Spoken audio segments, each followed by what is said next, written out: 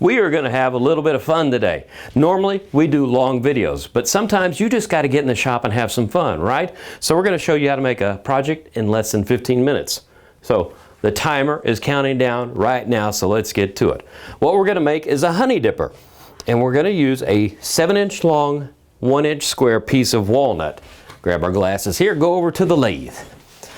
I normally will do a cross on the end of the wood there, make a dot so I can center it, but this is so small, it's really easy to line up right there. So I put that there and take this and go whack, whack, whack, whack, and it started. Pull the tailstock away, slide our 4-prong drive in, bring this back up. I have a live center with a cup chuck in it, and that simply is a little round end with a tiny point in it. I don't want anything pushing in too far on this because it would split the wood. Lock this down, there we go, nice and tight. I'm gonna bring the tool rest up. Gonna lower it down just a little bit because the first thing I'm gonna do is rough this out. So we're gonna go for our good old friend, the roughing gouge. We're gonna turn the lathe on, bring the speed up, and as always with a really small turning, you want some high speed because of the revolutions. Now normally I say start in the middle and work your way over, but this is an advanced project, so I'm going to show you how I turn. So I'm going to start on the end and come back here, and then come back. So what I'm doing is not wasting any time, and I'm going back and forth and roughing this out. And now I can tell I have a constant connection there, so that feels really good right there. Now, we're going to move to our spindle gouge, and I'm using a 3/8-inch spindle gouge, and I do need a pencil. Since this is 7 inches long, I'm going to waste a little bit of wood on the ends, and I want to make my honey dipper about 6 inches long. Now this is going to be the bottom of the honey dipper, so I want to make the dipping part about 1.5 inches. And over here on this end, I'm going to make about 1 inch end to complement this look right here.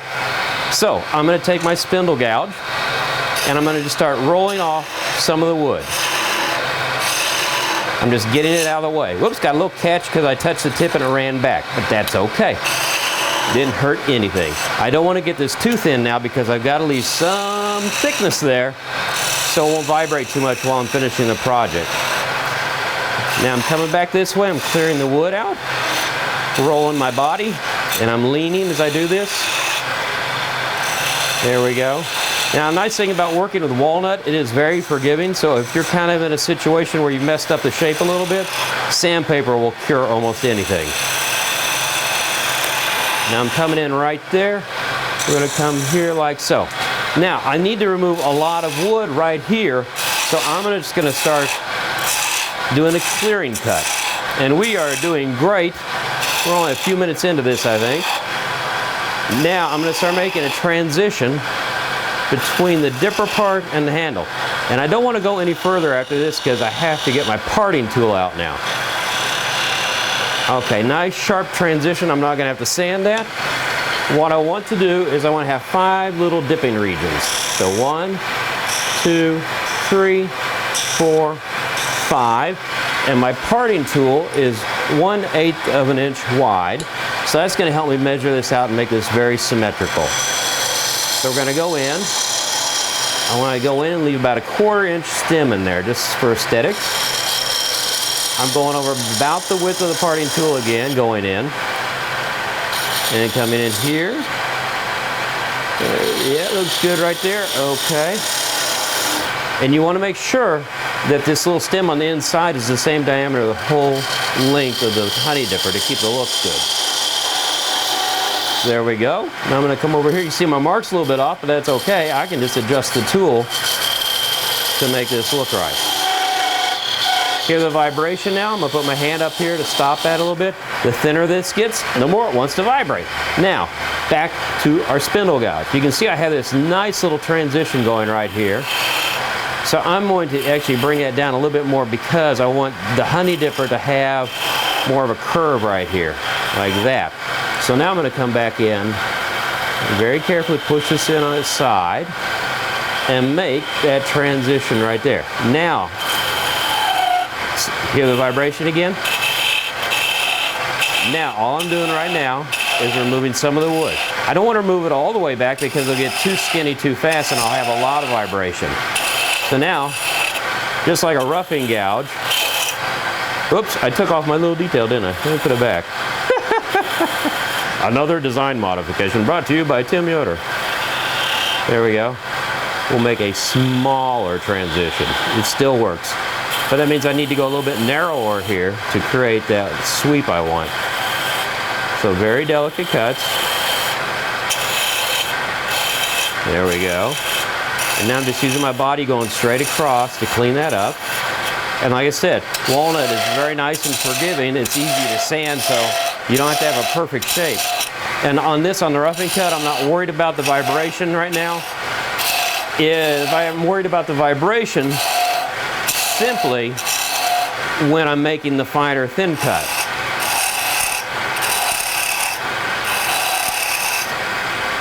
Yeah, I'm moving my body now from my left to my right, and I'm lightening up on the cut so you don't hear the vibration as much now. So that's another technique for getting rid of the vibration. So let's whack a little more out of here. We're almost to the top of the honey dipper. So I want to start widening out the handle just a little bit. There we go.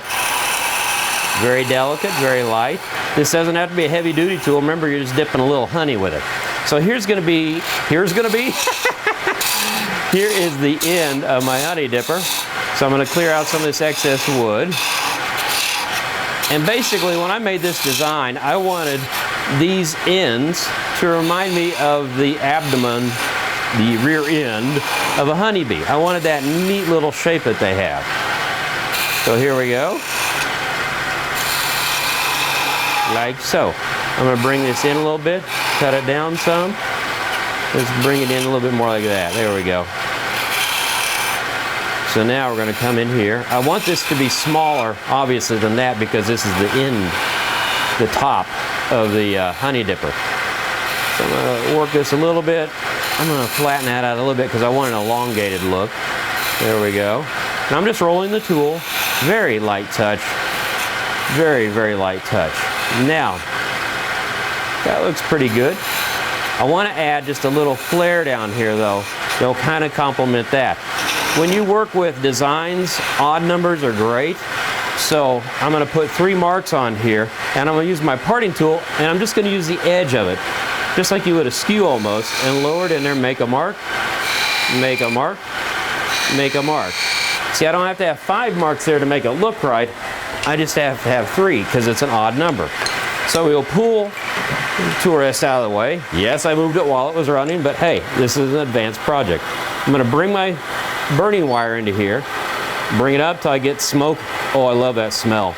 Although it's probably not a smell you really want in your shop.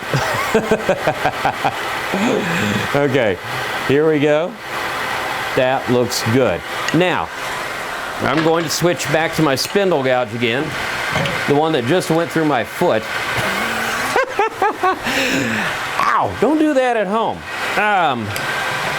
And I'm going to narrow down the ends just a little bit so when I start sanding here, I can sand as much of the tips as possible because I don't want to do a lot of hand sanding later. So see, I'm just nibbling that down to about 1/8 of an inch. You got to be careful with walnut though because it is fracturable. It likes to break.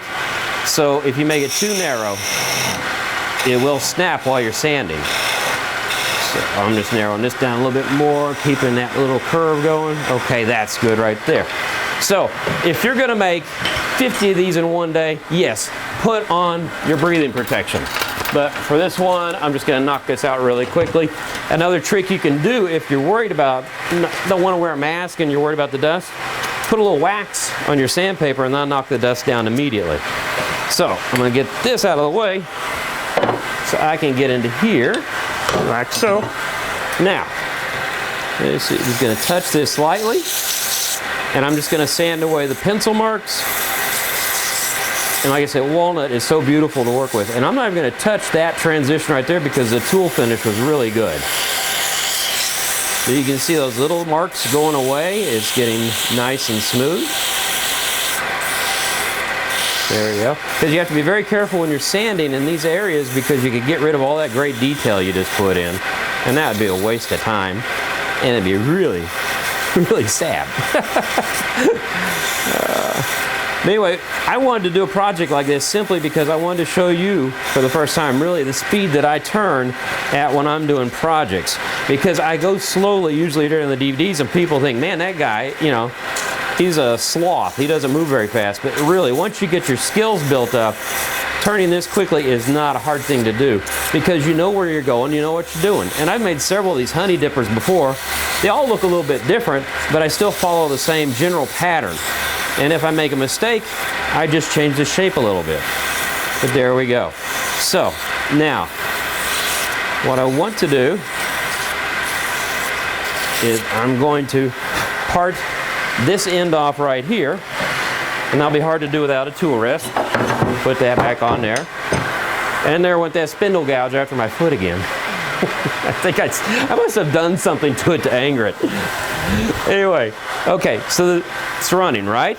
Okay, I've got room for my fingers. I'm not going to get caught. So that's what I got to watch out for when I do a move like this. So I bring this down. And here we go. I don't want this to be right where I want it cut off. I want a little bit proud of it so I can sand down that little bitty tip and not have a tear out in the end. But here it goes. And I'm just gently holding it there. See it popped off? Now on this end, let's turn the lathe off. We're going to go over here to the bandsaw quickly. Move out all this junk I got laying around. We're just going to take it. We're going to simply nip that end off. This is very small, so I don't really need anything to support it. I just need to be careful while I do it. Now we're going to take this back to our sandpaper over here. We are going to take our 150 and clean the end up. Clean this end up with 150, like so. And now I'm going to touch it with 220. Now, this is going to be used in the house, and you're going to have to wash it because it's going to be around food. So what I like to use is mineral oil. Now, mineral oil, nobody's allergic to it. It's a nice, natural product. And get some paper towel here, and let's come over to the table here for this. So, mineral oil is great because when you get that and use it, you're going to want to rinse it off in warm water. You don't ever want to put it in the dishwasher because that would ruin it. But the grain will get raised up a little bit when you put water on it. You can see how the mineral oil starts to bring out that beautiful look of that wood. Now, hang on a second, let me see how we're doing on time. Hey, puppy! Oh, where are we? It's around here somewhere. Ultracron, there it is. Nice little, hey, we're at 12 minutes, we're doing great. Put a little more oil on here. Okay. And slather this up because you want this to be good and goopy because you want the mineral oil to soak into this whole thing. And where it has to get really goopy and really fun and messy is right here in those gaps right there. So you want to kind of put this in so it gets all the way down inside of there. And actually the easiest way of doing that is to do this. Let's see. Mineral oil is inexpensive too. And it's great for your hands, so your wife will be very happy if you come in from the shop and you have nice, smooth, shiny skin. But anyway, I wanted to show you that you can have a bad day at work, go into the shop, and just in a few moments and few minutes, create a really beautiful, fun project. You know, this was so much fun. I think I'm going to keep doing things like this, so keep checking out our YouTube channel, and we'll post some more for you in the near future. And for all you guys out there, keep turning.